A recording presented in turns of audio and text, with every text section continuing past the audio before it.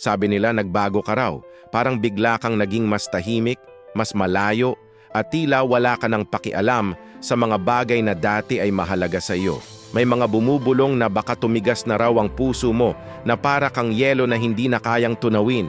Pero alam mo, sa pagitan ng mga salitang iyan, may isang katotohanang sila mismo ang hindi nakikita.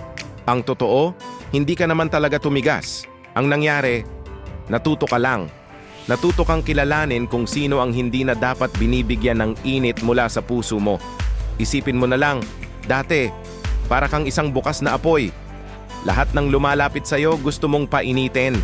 Lahat ng nangangailangan gusto mong tulungan. Lahat ng may problema gusto mong intindihin kahit na ang kapalit nito ay ang unti-unting pagkaubos ng sarili mong enerhiya.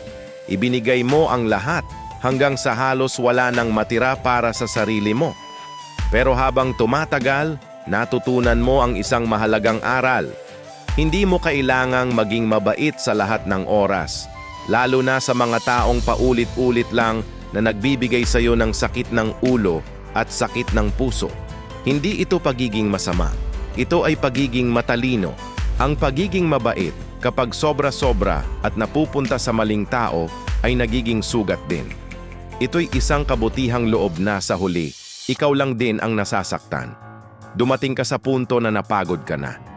Napagod ka nang magbigay ng init sa mga taong hindi man lang marunong magpasalamat o pahalagahan ito. Para kang nagbubuhos ng tubig sa isang basong may butas. Walang katapusan, walang kabuluhan. Kaya ngayon, kung tila lumamig ka man sa paningin nila, hindi ito dahil sa wala ka ng pakiramdam. Sa katunayan, ngayon ka nga mas nagiging totoo sa nararamdaman mo.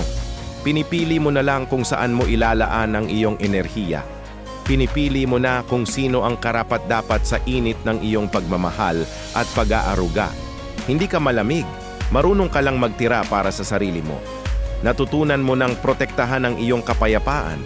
Natutunan mo nang unahin ang iyong sariling kaligayahan dahil sa huli, sino pa ba ang mag-aalaga sa iyo kundi ikaw din? Kaya huwag na huwag kang hihingi ng tawad dahil lang nagbago ka. Ang pagbabagong ito ay hindi isang pagkakamali. Ito ay isang tagumpay. Ito ang resulta ng lahat ng sakit na tiniis mo at ng lahat ng aral na natutunan mo. Minsan, kailangan mo talagang tumigil sa pagmamahal sa maling direksyon para mahanap mo ang daan pabalik sa pagmamahal sa tamang tao, ang sarili mo. Kaya sa susunod na may magsabi sa iyong, nagbago ka na, ngumiti ka lang. Tanggapin mo ito bilang isang papuri. Dahil ang pagbabago ay nangangahulugang lumago ka. Natuto ka. At higit sa lahat, pinili mo ang sarili mo. Tandaan mo, you are not cold. You just finally learned who to stop warming. Kung nakarelate ka sa ating usapan ngayon, i-comment mo naman yan sa baba. Gusto kong marinig ang kwento mo. At huwag kalimutang mag-like, share at mag-subscribe para sa mas marami pang ganitong paalala. Salamat sa panonood.